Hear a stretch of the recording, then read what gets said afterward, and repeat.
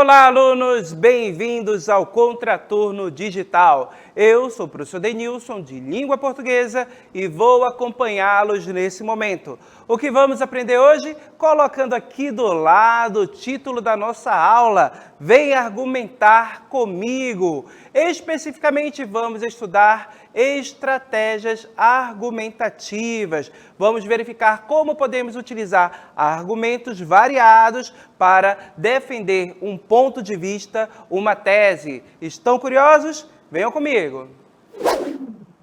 Expor uma tese, uma opinião ou um ponto de vista sobre determinado assunto exige a apresentação de argumentos, ou seja, aqueles elementos que irão dizer que a nossa tese, que o ponto de vista defendido é válido. Seja em textos orais ou escritos, sempre vamos ter que apresentar bons argumentos, vamos ter que apresentar argumentos que irão validar a minha tese. Em textos escritos, geralmente encontramos essa relação de tese e argumentos em textos de tipologia dissertativa. Eles se organizam basicamente desta forma: introdução, desenvolvimento e conclusão.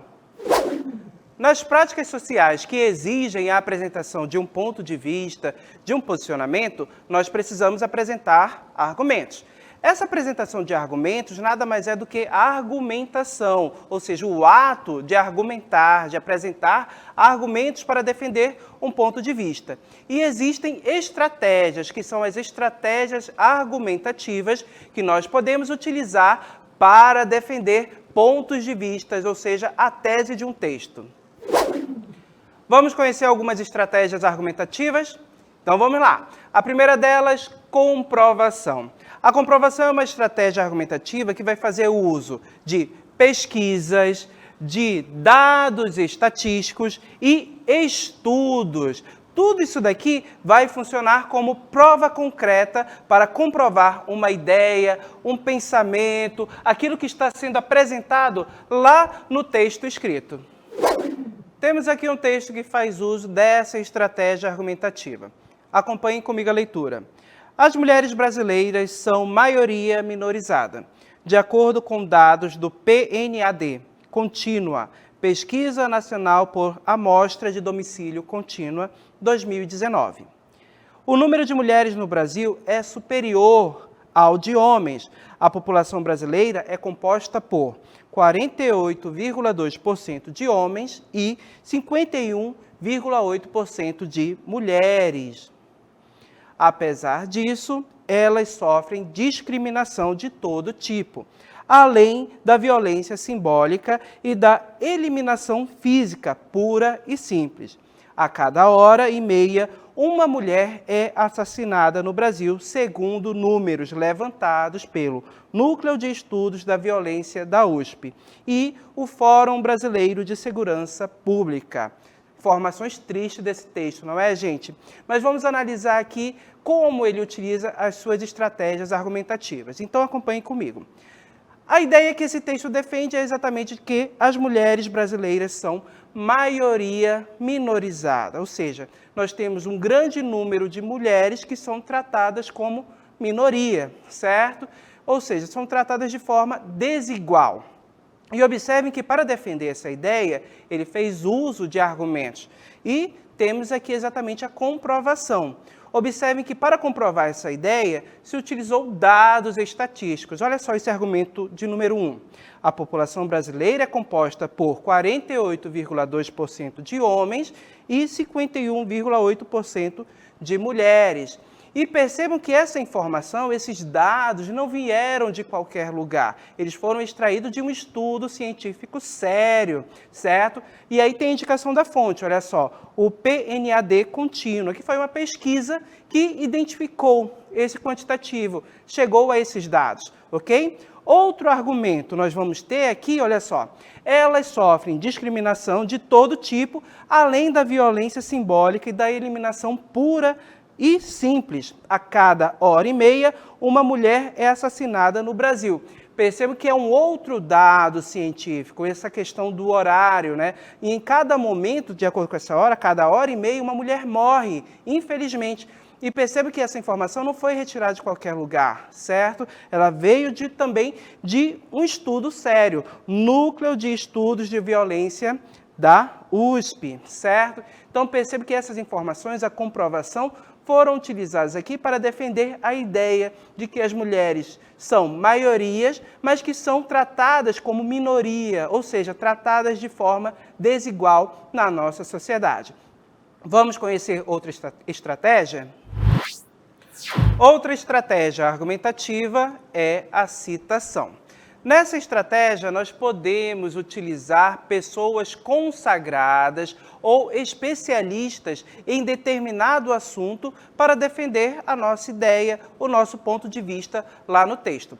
Podemos fazer a citação de duas formas, colocando no texto aquilo que a pessoa falou, ou seja, ou escreveu da forma como ela falou, mesmo escrito lá, ou podemos fazer um compilado, falando de forma indireta as suas ideias principais, fazendo uso aí do discurso indireto. Observem como a citação funciona aqui no texto. Precisamos do contato com o outro. Nas palavras de Paulo Freire, na obra Pedagogia do Oprimido, ninguém educa ninguém. Ninguém educa a si mesmo. Os homens se educam entre si, mediatizados pelo mundo. Observem que eu tenho uma ideia defendida aqui de que precisamos do contato com o outro para que a educação aconteça.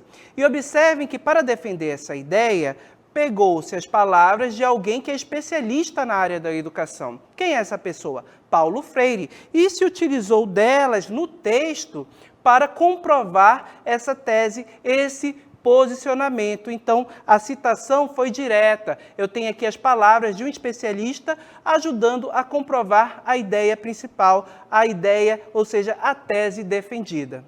Vamos conhecer outra estratégia argumentativa?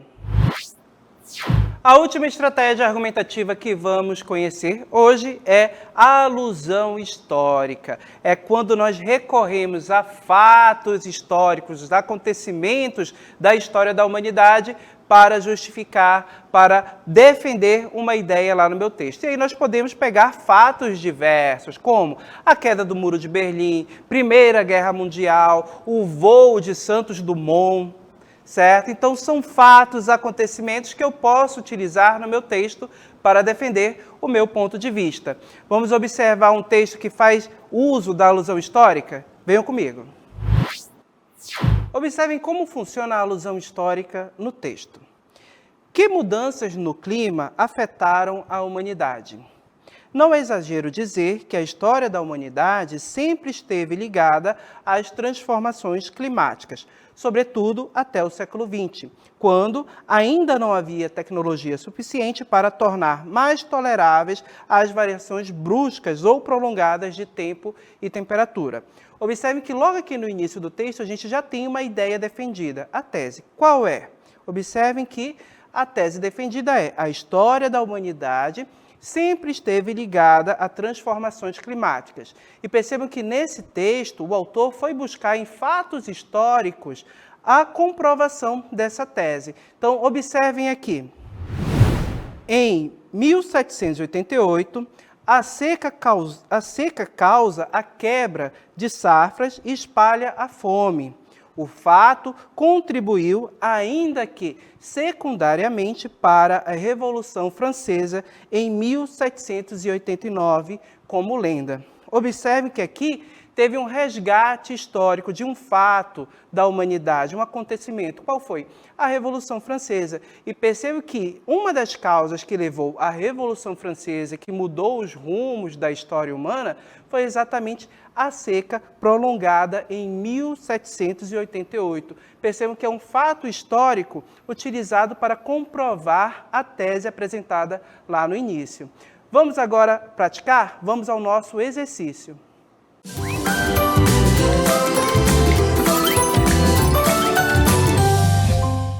Vamos resolver essa questão? Gato portátil.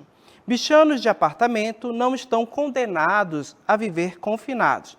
Embora seja comum os gatos ficarem nervosos e terem medo de sair de casa nas primeiras vezes, é possível acostumá-los a ser sociáveis, a passear e até viajar com seus donos numa boa, afirma Hannelore Fuchs, veterinária especialista em comportamento de São Paulo. Basta começar cedo o treinamento e fazê-lo aos poucos. Hannelore conta que tem um gato que adora passear de carro e que vira e mexe vai para a praia com ela. Isso promove o enriquecimento do cotidiano do gato, o que é sempre extremamente positivo, assegura. Na Europa e nos Estados Unidos, onde os gatos estão cada vez mais populares, essa é uma prática bastante difundida. Então, com base no texto, o nosso questionamento é argumento que apoia a tese defendida pelo autor desse texto. Letra A. Basta começar cedo o treinamento e fazê-lo aos poucos. B. Os gatos ficam nervosos e têm medo de sair de casa. C. Na Europa e nos Estados Unidos, os gatos são populares. Ou D. Hannelore é veterinária especialista em comportamento. Então, pessoal, percebam que aqui de tudo que está escrito nessas alternativas, aquilo que pode ser utilizado como argumento para defender a ideia principal de que os gatos podem ser sociáveis em outros ambientes além da casa, está exatamente na letra A. Basta começar cedo o treinamento e fazê-lo aos poucos. Então, letra A é a nossa resposta correta. Já que vimos aqui a nossa questão, vamos agora para a nossa síntese. O que aprendemos hoje? Hoje nós estudamos tese e argumentos. Vimos que a tese é um ponto de vista, um posicionamento que eu tenho sobre determinado assunto. E claro, os argumentos serão aqueles elementos que eu utilizarei no meu texto para comprovar a minha ideia, o meu ponto de vista. E quando eu faço uso dos argumentos, eu estou argumentando, eu tenho uma argumentação. E na argumentação eu tenho estratégias que eu posso utilizar para comprovar o meu ponto de vista. Quais são essas estratégias? Vimos 3 aqui na nossa aula. A primeira delas, comprovação, que funciona pelos estudos científicos. É quando você utiliza dados estatísticos, pesquisas científicas para comprovar o seu ponto de vista, a sua ideia.